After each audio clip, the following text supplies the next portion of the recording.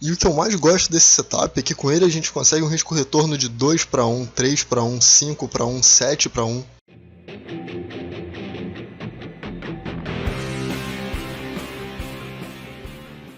Fala galera, beleza? Aqui é o Maurício e no vídeo de hoje eu vou contar para vocês sobre esse setup, o setup do Doji. É um setup que eu desenvolvi quando eu estava estudando QQ1 ainda, ele é super simples e ele funciona muito bem, muitas vezes com taxas de risco retorno gigante, beleza? Então fica comigo até o final do vídeo, eu quero te mostrar todas as formas de operar ele e aí você vai entender por que ele consegue ter um risco retorno tão alto assim. É claro que eu já vou te pedir para deixar o seu like, se inscrever no canal e ativar as notificações. Qualquer dúvida, deixa aí nos comentários, crítica, sugestão. Vocês sabem que eu sempre leio e sempre respondo. É claro também que se você ainda não tem sua caneca trader, dá uma olhada na descrição, tem o link, eu tenho certeza que tem alguma lá que você vai gostar. E se o modelo que você quer não existe, você dá um clique aqui e fala com a gente pelo WhatsApp, beleza? Bom, vamos lá então, vamos falar do setup. Então, como eu falei, o setup do Doji foi um setup que eu criei enquanto estava estudando o QQ1. Enquanto você vai estudando, né, depois que você faz muito tempo de backtest, você começa a perceber alguns padrões muito nítidos aparecendo. E esse padrão do Doji, ele foi um que estava gritando para mim o tempo inteiro o que ele estava fazendo e como ele se comportava. Então eu criei algumas regras ali para a gente poder seguir ele e eu vou explicar para vocês como funciona. Eu sei que quando você viu a abertura desse vídeo, você provavelmente está falando assim, isso aí é clickbait, é só pra gente clicar e não vai ter nada disso, mas na verdade tem, e essa é que é a parte incrível, tá? Maurício, por que você não guarda isso só pra você? Porque não faz sentido, a minha intenção aqui é ajudar o maior número de pessoas, e também esse setup não é perfeito, tá? Então é claro que ele vai tomar stop também, ele vai tomar 2, 3 stops seguidos, faz parte, isso acontece com a maioria dos sistemas, ok? Então não tô tentando vender ilusão nenhuma pra ninguém aqui, até porque eu não quero te vender nada, só caneca. Então olha só, aqui no setup do Doji, vamos dar uma olhada aqui para a gente poder entender as características dele.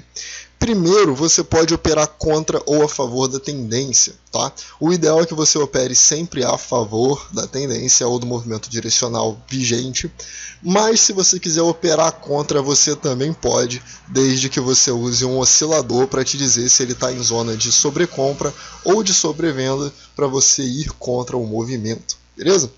Ele aparece uma baixa quantidade de vezes, né, porque ele precisa ser um Doji perfeito, ele precisa ser um Doji assim, tá, com um corpinho bem pequeno, o menor possível. Ele tem uma taxa de acerto muito boa, que é maior do que 50%. Como eu falo para vocês, né, eu vou dividir aqui sempre entre mais ou menos 50%, maior do que 50% ou menor do que 50%. Com um alvo de 2 para 1, uma taxa de acerto maior do que 50% é muito bom. Digamos que no mês você acertou o número X de operações e ganhou R$1.000 e você perdeu 50% delas, você perdeu R$500, então seu saldo positivo teórico ainda é de R$500, beleza? Então é muito bom. Quando a sua taxa de acerto é maior do que isso, você consegue ter uma rentabilidade muito boa. Por isso, ele é altamente rentável devido aos alvos, tá? Porque esse 4x1 aqui é real e a taxa de acerto ser muito grande. Eu vou mostrar para vocês aqui em diversos exemplos. Você pode utilizar ele sim em qualquer time frame, isso é uma coisa bem legal também. E eu utilizei ele com o QQ1, tá? Eu nunca testei ele com outros indicadores, porém eu já vi assim por alto que o MACD funciona muito bem, porque eu tenho usado muito o MACD. O cruzamento do estocástico você pode utilizar ele também, mas você vai entender aqui conforme a gente estiver vendo, tá? Então essas são as principais características do sistema. Vamos entender agora as regras dele. A regra é muito simples. Quando você vai operar a favor da tendência, nesse caso aqui é o QQ1, tá? Se você não viu o vídeo do QQ1, vai lá ver. Ele usa uma média móvel exponencial de 7 e uma média móvel exponencial de 28, tá? Que são essas duas que a gente está vendo aqui. O que a gente precisa ver para poder identificar? Primeiro, se as médias estão acima uma da outra, tá? Se a 7 está acima da 28, só pode comprar. E se ela estiver abaixo, só pode vender, também serve para day trade. Como que isso aqui funciona, então, para a gente identificar o setup? Tudo o que você precisa é que esse candle aqui tenha uma mínima menor do que os dois candles prévios. É só isso. Ele é bem parecido com o Dave Landry, tá? É bem parecido com o preço de fechamento de reversão também. Só que nesse caso, o que a gente vai olhar é o fechamento. Aliás, desculpa, ele tem que ter uma mínima menor do que a dos dois últimos candles. E a gente toma a posição no fechamento dele. Fechou, entra, acabou. Fechou, entra, stop, alvo, tá? Eu separei aqui um segundo exemplo. A gente vai ver aqui alguns exemplos meio diferentes, tá? Para poder sanar o maior número de dúvidas possível. Ele precisa ser a menor mínima em sequência? Então, não. Se você se perguntou isso, não precisa ser isso aqui, tá? Ele não precisa fazer mínima 1, 2 em sequência. Ele pode ser dessa forma aqui, meio zoado, meio bagunçado, não tem problema. Então, desde que ele tenha uma mínima menor do que a dos dois últimos, a gente compra esse fechamento, stop na mínima e alvo pelo menos 2 vezes o risco. Agora você consegue entender quando eu desenhei aqui por que ele tem uma taxa de acerto tão alta? Porque o movimento dele é muito pequeno, é um movimento muito curto. Tá? Então por isso a gente consegue acertar muitas e muitas vezes. Ele funciona muito bem para scalp, porque se a gente está operando 10 minutos, por exemplo, ele acerta o alvo normalmente no candle seguinte, ou te estopa no candle seguinte, ou no máximo 2, 3 candles foi o máximo que levou para mim para ele poder atingir contra a tendência, beleza? A favor normalmente funciona muito bem, vai muito rápido. No exemplo 3, eu coloquei ele aqui para poder mostrar a ilustração dele na venda. Tá? Então, na venda, o que a gente precisa? A gente precisa que tenha um estocástico ou um IFR que esteja sobrecomprado para a gente poder atuar. E aí ele tem que fazer uma máxima maior do que a dos dois últimos candles. Tá? Então ele fez essa máxima aqui, a maior do que a dos dois últimos, a gente vende esse fechamento e o alvo é 2 vezes o risco para baixo. Tá vendo? O alvo é tão pequeno que se torna muito fácil de acertar e é muito rápida essa operação. Aqui no exemplo 4, eu coloquei então mais uma vez, né? Nesse caso ele faz máxima maior do que o candle prévio também. Faz diferença? Não. Tudo que importa para a gente é se a mínima é menor do que a dos dois últimos candles. É menor do que a dos dois últimos? Beleza, a gente toma o fechamento desse candle, stop na mínima, alvo 2 vezes o risco para cima. Se você estivesse perguntando, com o risco retorno de 1 para 1.6 vale a pena? Não, porque cara, é muito raro ele não bater o 2 se ele chegar no 1.6. Esse é um tipo de setup que quando você entra, ou ele te estopa logo, ou ele resume o movimento. Tá? É muito raro ele passar disso, ok? E aqui mais um exemplo, então, e esse exemplo tem uma característica muito importante. Por quê? Porque ele faz uma máxima aqui que é maior do que a dos dois últimos, certo? E ele é um doji. Ou seja, nesse caso, seria necessário tomar esse fechamento aqui, com um stop aqui, um alvo 2 vezes o risco para baixo, mais ou menos aqui, e teria um stop, beleza? E aí, logo em seguida, ele vem aqui, né, 2 dias depois, ou 2 candles depois, ele faz esse daqui, e o que a gente faz? Repete. Nada demais. Entra no fechamento, stop na máxima, é um tique acima da máxima, claro, né? E aí o alvo 2 vezes o risco para baixo, beleza? Maurício, então pera aí, você só falou de 2 para 1. Como é que eu faço se eu quiser ter um risco retorno de 4 para 1, 5 para 1, 6 para 1? Então vamos lá, porque eu sei que isso aqui é o que mais te chamou a atenção quando a gente estava falando do setup. Nesse caso, o que você precisa entender? A taxa de acerto dele vai ser de mais ou menos 50%, um pouco menos, tá? Você vai ter ali entre 40% e 55% aí no máximo, porque a gente está buscando um risco-retorno muito grande. Nesse caso, o ideal é a gente fazer o que eu mostrei aqui no exemplo 1. Então ele faz um movimento, todo o movimento que a gente quer tá aqui, ele tem a sua mínima menor do que a dos dois últimos candles, beleza? E aí você toma no fechamento. Por que esse daqui vale a pena? Porque a gente está a favor da tendência e ele veio caindo em um movimento muito bonito, tá? Basicamente linha reta, mínima, mínima, mínima. Então essas mínimas elas vêm em sequência, tá? Não é obrigatório, mas normalmente funciona melhor. Então quando ele faz isso aqui e está a favor da tendência, ele está fazendo um recuo dizendo que ele vai resumir a tendência, a gente está guiando só pelo direcionador de tendência, tá? Nesse caso, o estocástico não vai estar sobrecomprado, não vai estar sobrevendido, você só vai olhar para a tendência. E aí, quando você entrar aqui, o seu stop continua aqui. Só que o seu alvo, a partir de agora, ele não é mais 2 vezes o seu risco. A partir de agora, o seu alvo é a amplitude, deixa eu colocar aqui, é a amplitude de todo esse candle 2 vezes para cima. Então, a gente entra aqui, ó. Olha isso, olha o que acontece. Então, a gente tem uma entrada aqui, o nosso stop fica aqui pequenininho, e o nosso alvo é mais ou menos 1, 2, 3, 4, quase 5 vezes o risco. E quando eu falo assim, eu sei que parece que é mentira, eu sei que parece que não acontece aqui, mas você precisa olhar no gráfico, tá, para poder encontrar também. E é claro que agora a gente vai para o gráfico e eu vou te mostrar isso aqui acontecendo e como eu faço para poder gerenciar isso, beleza? Então vamos lá. Ok, essa daqui é a Brazil Foods no 10 minutos. Como eu falei, esse setup ele aparece poucas vezes, perfeito, ele aparece poucas vezes, tá? Então eu vou mostrar aqui para vocês ele sendo perfeito, dando certo, falhando, com alvo de 2 para 1, com alvo de muitos para 1 e algumas pequenas exceções de quando o candle não está perfeito, tá? Eu só quero te mostrar antes o que seria um candle perfeito. Como eu falei lá no início, o candle perfeito é isso aqui.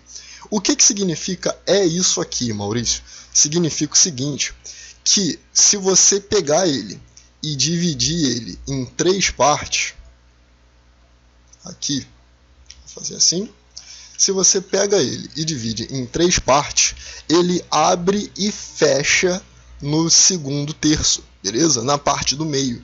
Então ele abre e fecha ali. O ideal é que ele abra e feche, né, no mais ou menos assim com 2 ticks da abertura, tá? Então a diferença tem que ser muito pequena, ele tem que fechar de 1 a 2 ticks da abertura, seria perfeito. Mas nem sempre isso acontece, né? E a gente precisa operar porque não dá para esperar aparecer um sinal 1, 2, 3 vezes por mês, beleza? Então, vamos lá, e só tenha isso aqui em mente, tranquilo? Vamos olhar aqui no gráfico, então, eu vou apontar primeiro os 3 candles aqui, que a gente está vendo aqui. O primeiro é esse aqui, é o candle 11, beleza? Então, o candle 11, ele daria uma entrada aqui na venda. Depois, a gente tem aqui o que não é perfeito, o candle 27. Ele fica naquela exceção que eu falei de ficar no terço do meio. E antes disso, a gente tem aqui o candle 18, na compra. Por que na compra? Porque, como eu falei, se a gente tem um oscilador, e nesse caso, o estocástico está abaixo de 20, como ele já estava aqui, ó, vou deixar marcado, como ele já estava abaixo de 20, a gente poderia pensar na compra, beleza? Então eu vou te mostrar como você deveria tomar as decisões aqui baseado nesses candles, que é o que eu faço. Então olha só, no candle 11 ele está bem perto do topo. Perto do topo até que é bom, porque se ele estopar, o stop é bem pequeno e o alvo é bem grande, tá? Nesse caso aqui, de repente aqui são 3, 4 centavos que a gente está falando, então eu estou usando ele só para ilustrar. E se você pensar dessa forma, quando você tem 3, 4 centavos de stop, é que você vai querer usar aquela parte que eu falei, que é essa aqui, certo? De você tentar colocar com risco retorno de 4 para 1. Por quê? Como que funciona? Se a gente está tomando a posição no fechamento, a nossa entrada fica exatamente nesse preço aqui, certo? Vai ficar no máximo 1 centavo acima ou abaixo, tá? Ó, vamos ver aqui. Aqui, isso aqui seria um stop de 20,65. Aqui ficaria em 20,67. Então, nosso stop ficaria em 20,68, tá? É um stop de 3 centavos. Eu sei que você não iria querer fazer uma operação com stop de 3 centavos para poder buscar 6 centavos, certo? Mas se eu falasse que você pode buscar essa operação arriscando 3 centavos para ganhar 10 centavos, 12 centavos. E é isso que a gente vai fazer. Então, como eu tinha explicado lá, depois que a gente faz essa entrada, o que a gente busca? 2 vezes a amplitude do candle que deu a entrada. Eu vou marcar aqui o imãzinho para ficar perfeito e vou pegar o meu alvo de 2 para 1. E aí a gente mede o alvo do doji 2 vezes para baixo e o stop na máxima do doji.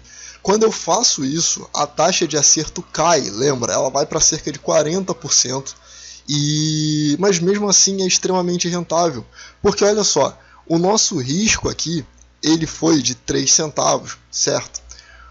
O nosso lucro, eu vou colocar aqui em percentual, o nosso lucro, vamos lá, a gente entra arriscando aqui 0, vamos colocar para cima, 0,15%, para pegar 0,78%.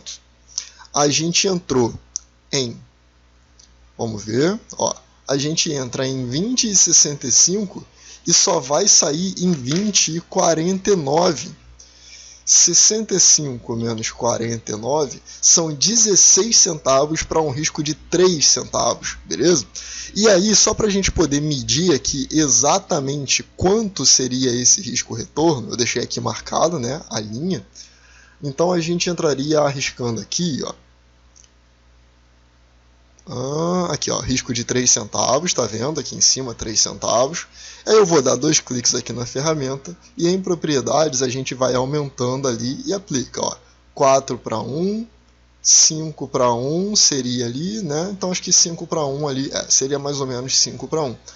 Então a gente estaria buscando mais ou menos 5 para 1 nessa operação, tá? Ainda que a taxa de acerto seja de 30%, é rentável. Beleza? Então isso é uma coisa muito importante de saber. Nesse caso aqui, no candle 18, ele falha.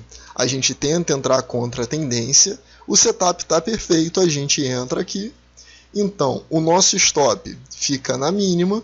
E o ideal contra a tendência é a gente buscar 2 para 1, tá? Então, nesse caso, ele entra no 2 candles depois, já estopa, e o stop é pequenininho, é um stop de 4 centavos.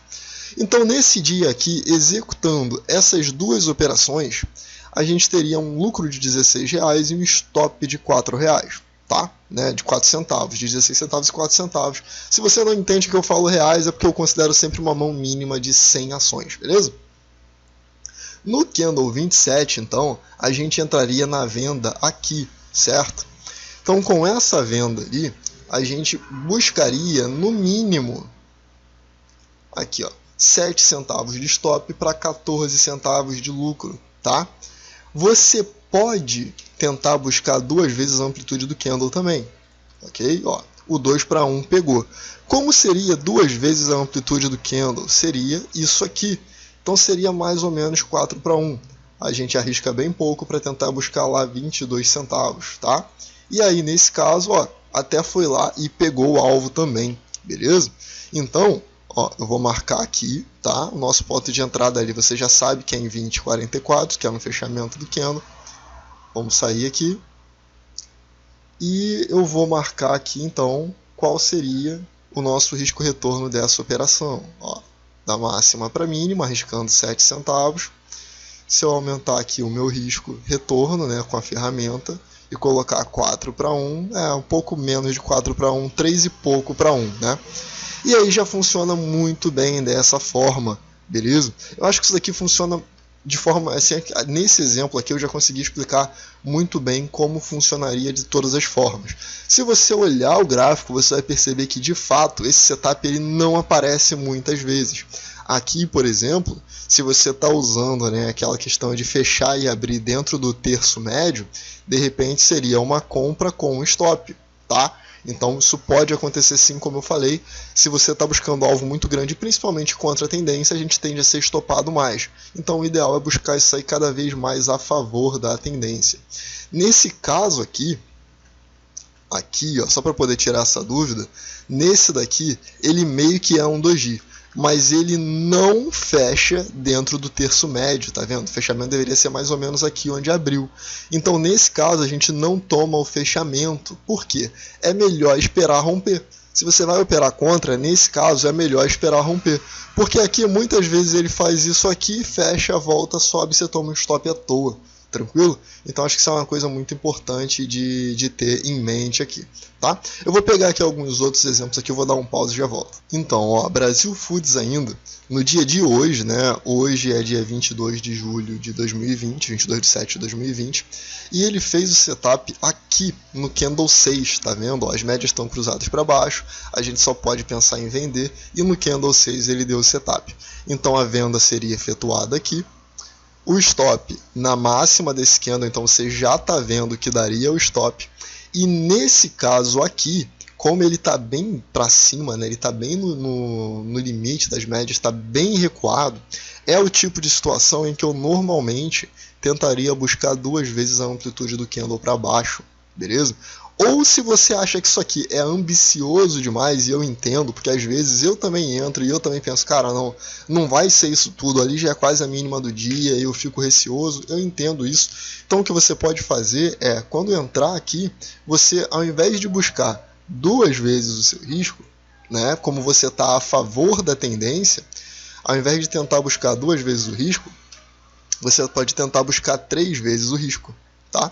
Porque aí você vai compensar, se ele te estopar, você vai ter uma taxa de acerto menor, claro, mas a sua rentabilidade vai ser maior. Então você sairia aqui, é um risco de 5 centavos para um gain de 15 centavos, ok? Então traduzindo isso em reais com lote mínimo, seria um stop de 5, 6 reais para um gain de 15, 18 reais mais ou menos por aí.